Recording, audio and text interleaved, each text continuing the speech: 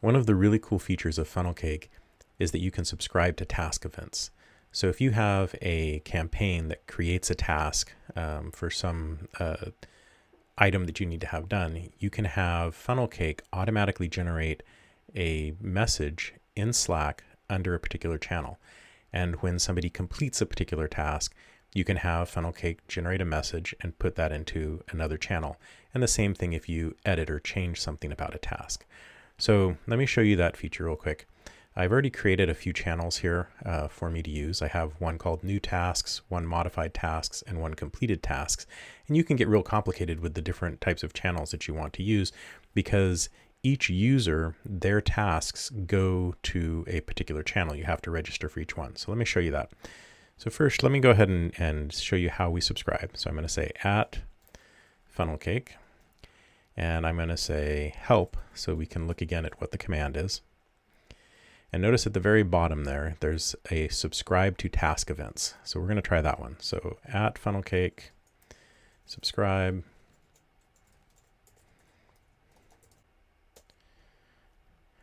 All right, so Funnelcake comes back and asks us some questions here. So these are the three different types of events you can subscribe to. So when a task is added or created, when it's changed or modified, and then when it is completed. So I'm going to go ahead and select the channel over here. I'm going to put this one to New Tasks. I'm going to put the changed one to Modified Tasks, and I'm going to pass the completed one over to Completed Tasks. Okay. So now for this particular user, so remember Bradley Needham was associated with Bradley Needham on my Infusionsoft account. For that particular user, any tasks that are created or modified or completed that belong to that user will end up in those channels. And I'll show you in just a minute, we'll log in and get testers messages as well to come through. So let's go back and let me list my tasks.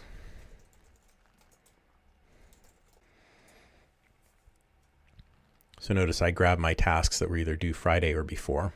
I have this one was due on May 10th, right, which was last Friday. And this one's now due on Thursday. Well, what I'm going to do is I'm going to go in and I'm going to edit this task. And I'm going to move the time out. So I'm going to say, okay, well, yeah, it was due on the 10th, but I'm going to actually move it and push this one out to maybe the 18th. And probably the same time is good, and I'll just say update. All right, so of course I immediately get the task updated, tells me, okay, well, your task was changed, and here's the new time that's associated with it. But what I'm going to get in a minute as this goes back through Infusionsoft is going to come through and notice that somebody went through and modified this task, and it's going to send a message to the channel Modified Tasks. So in the meantime, while we're waiting for that, I'm going to go ahead and show my tasks here again. And notice that task is not included in my show Friday or before because I set it for the 18th, which would actually be Saturday. Well, look here, there it is. This lit up and shows that the modified task came through. So let me click on it. And sure enough, there it is. It's the new task. It's the same task actually, but then just with the new due date that's associated with it. So let's say, okay, you know what? I got this one done. I'm going to go ahead and just complete this task. So let me hit complete. Again, I get an immediate response back saying that, hey, the task was completed. You just set it. Here was the time that it was actually completed. But as we wait a few seconds, as it goes back and forth to Infusionsoft, and Infusionsoft gets a chance to recognize that this task was actually completed, we're going to show a change here where the completed task is going to show up in Slack. So there it is, completed task. If I click over there, it shows, hey, this task was completed. Again, gives the date it was due on and the date that I actually completed it. And it still allows me to, if I want to go in and look at the contact, notice I still have the contact button and I can still view the description if I want to. So if I hit contact, again, that's going to give me the contact message that is posted with the last note and the opportunity stages. Pretty cool, right? So well, here, let's just do an example of what happens when I get a new task. So I'm just going to create a new task for myself over here. So I'll just go ahead and add a task, and we'll just call this one send thank you. And I will make it due, let's say tomorrow, the 15th. Yep. I go ahead and I save the task. And now I have the new task here, which was the send thank you. And again, we're going to go back over to Slack here. We're going to wait a little while for the machinery to get its chance to figure out that there was actually a new task added. Might take a little bit longer this time as it tries to crank it out. But sure enough, here it is. New task is available. I go over to new task, and there it is. It's the one, the send thank you. It is for this owner. Now, just to show you what can happen is that, let's say I went and I said, oh, well, you know what? I'm going to add another task. Let me go to another user here. And let's look at Jane's tasks, or tasks for Jane. And let's add a task here, and let's put it to a different user. Let's assign it to tester account. Send the thank you, specify it as, again, on tomorrow. Let's change the time a little bit, make it a little bit later. And we save that. Now, if I go back over here to my Slack channels, I'm not going to wait because it will never show up here in new tasks. And the reason why is the only person that I've actually subscribed to the task events for is for my account, for Bradley Needham.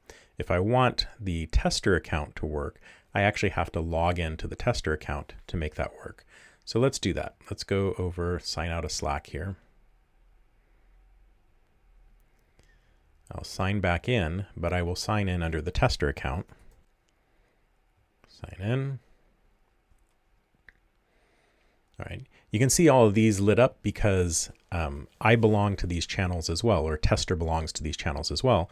So we can go over and look and see, oh, here was a completed task, and the task belonged to Bradley, and he completed it, and he showed the contact here. Over in modified tasks, we can see that there was another task that was modified. It was by Bradley. And the new task shows, again, the ones that are owned by Bradley. But notice that mine still isn't there. Well, if I go back to general and look at all the things that are put there again, and now that I'm logged in as tester and I say Funnelcake, so talk to Funnelcake again and say show my tasks. All right, Funnelcake is going to show the tasks that belong to me. Notice that now the owner is tester here. And notice it's only going to show the ones due today or before, so you don't see that new task that I created. Let me go ahead and show a search a little bit further on, just to show you I can get Saturday as well as Friday. All right. And again, what you see now is the ones that's due on Friday, the 17th. You also see one that's due tomorrow on the 15th, and of course the one that's overdue over here. Now, again, I'm not registered to see these events show up in my channels, but I can very easily do that by asking Funnelcake to subscribe to those tasks. So now these are going to be for my task events or for testers' task events. Now I could do different channels, or I can do the same channels because I'm trying to collaborate with my team and I want everyone to see where my new tasks lie, when I modify my tasks, and when I actually complete my tasks, and they can all show up in the same channels. So now I've made those registrations for the tester account. Now I go ahead and look at my tasks again.